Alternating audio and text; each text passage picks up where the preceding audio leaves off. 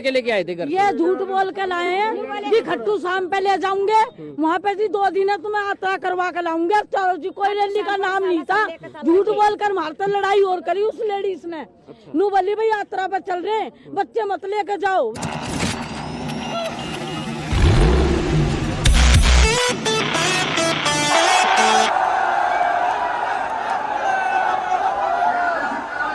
नमस्कार साथियों, आज फाइनली राजस्थान में जेजेपी ने अपनी ग्रैंड एंट्री मारी है और अपना प्रमुख केंद्र बनाया है सीकर को। आज चौधरी देवीलाल की 110वीं जयंती पर एक भव्य प्रोग्राम का आयोजन किया गया और इसमें बड़ी संख्या में लोग पहुंचे। हालांकि कुछ वीडियोस आ रहे हैं बाहर से कि लोगों को बाहर से भर भर के लाया गया था, बसों में किसी को गुमराह करके लाया गया था, लेकिन बहुत बड़ी संख्या में भीड़ आई और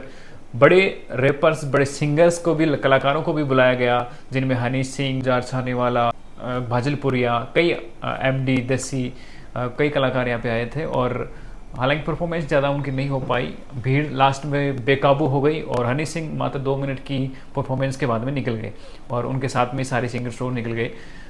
यहाँ पे सबसे पहले अपन बात करेंगे कि सीकर को ही जेजेपी ने क्यों अपना केंद्र बनाया है और यहाँ से क्यों अपनी पार्टी की संखानंद किया है आज इस पूरे प्रदेश भर में, कि किस तरीके से हम जोरों शोरों से अब जो चौटाला परिवार है वो पूरी शिद्दत से राजस्थान की आगामी विधानसभा चुनावों में अपनी जोर आजमाएगा, अपनी भाग्य आजमाइश करेगा।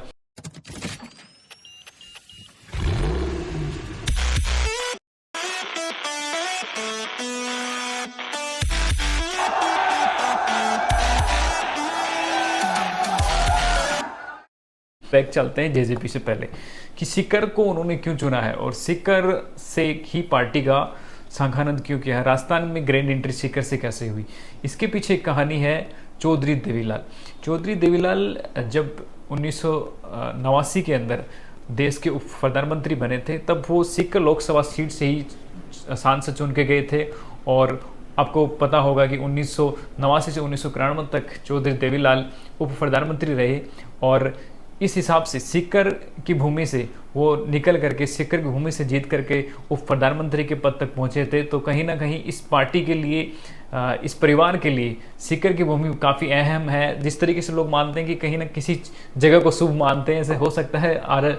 दुष्यंत जो चौटाला है उन्होंने भी यही सोचा होगा पार्टी को यहाँ से क्यों ना पहले अपन एंट्री जो है यहाँ से करी जाए, क्योंकि यहाँ पे हमने देखा था इससे पहले रीटा सिंह जो पहले जिला प्रमुख रह चुकी है, कांग्रेस पार्टी से उनका ताल्लुक था, लेकिन उन्होंने उसको अब जेजेपी ज्वाइन कराया है। तो कहीं इसी तरीके से जो युवा कमान संभाले हुए हैं हमारे प्रदेश के, तिक महरिया भी बीजेपी से ताल्लुक रखते थे पहले। तो ये बड़ा एक मतलब एक तरीके से दूसरी पार्टियों से लोगों को निकाल करके अपनी पार्टी में उनको वरिष्ठ नेतृत्व दिया है। अभी ये पार्टी जो है राजस्थान के अंदर अपनी पूरी ताकत से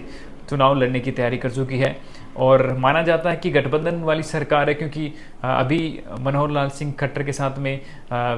दुष्यंत चौटाला जो है उप मुख्यमंत्री है वहाँ के, हरियाणा के। तो एक बड़ा सहयोग है कि बीजेपी का, जैसे कि हमने उनके भाषणों में देखा कि कैसे एक भी बीजेपी के खिलाफ कोई ज़्यादा उन्होंने कुछ नहीं करा, लेकिन वो आते ही सबसे पहले मुख्यमंत्री पे टूट पड़े। उन्होंने कहा कि सरकार जो है, गहलोत सरकार है, वो सिर्फ प्रचार वाली सरकार है। उन्होंने ब्रोशर्स पर, उन्होंने अपने प्रचार प्रसार पर लाखों करोड़ों रुपए का खर्च कर दिया और ये जनता के पैसे थे।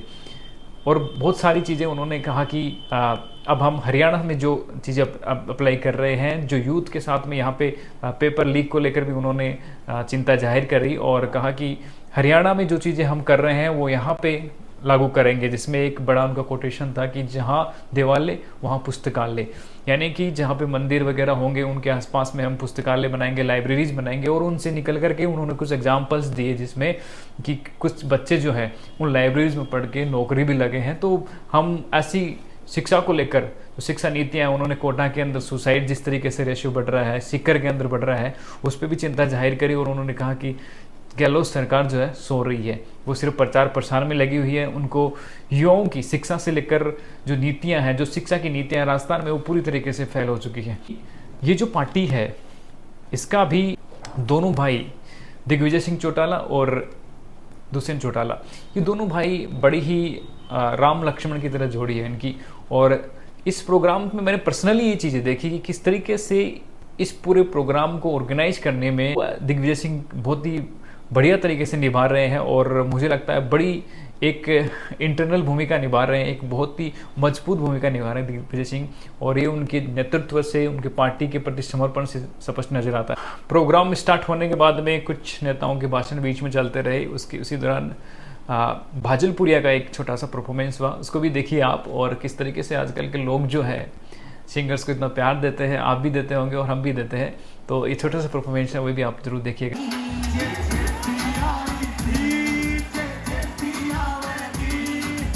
लोग एक तरीके से वेट कर रहे थे जैसे ही दुष्यंत चौटाला का भाषण खत्म होता है फिर हनीश सिंह की परफॉर्मेंस के लिए, तो लोगों ने पहले तालियां बजाना शुरू कर दिया कि क्यों ना जल्दी से जल्दी हनीश सिंह को बुलाया जाए, और फिर हनीश सिंह आए, लेकिन भीड़ जो है बेकाबू हो गई उस टाइम पे, और सारे के सारे जो बैरिकेड्स थे उसके ऊपर से कूद के सारे यूथ से भरा पड़ा था पूरा स्टेडियम, तो सब लोग आगे आ गए, और हनी सिंह ने मात्र 1-2 मिनट की परफॉर्मेंस दी, उसके बाद में उन गार्डों ने उन्हें निकाल लिया, और किसी के साथ में जो गुलजार छानी वाला आया था वो भी साथ में निकल गए, बाकी अदर जो सिंगर आए तो वो भी उनके साथ ही निकल गए, तो वो परफॉर्मेंस सही से हो नहीं पाया, बिकॉज यहाँ पे थोड़ी मैनेजमेंट की कमी थी, सिक्योरिटी को लेकर उनको थोड़ी चिंताएं थी, इसलिए वो फटाफट से निकल गए वहाँ से।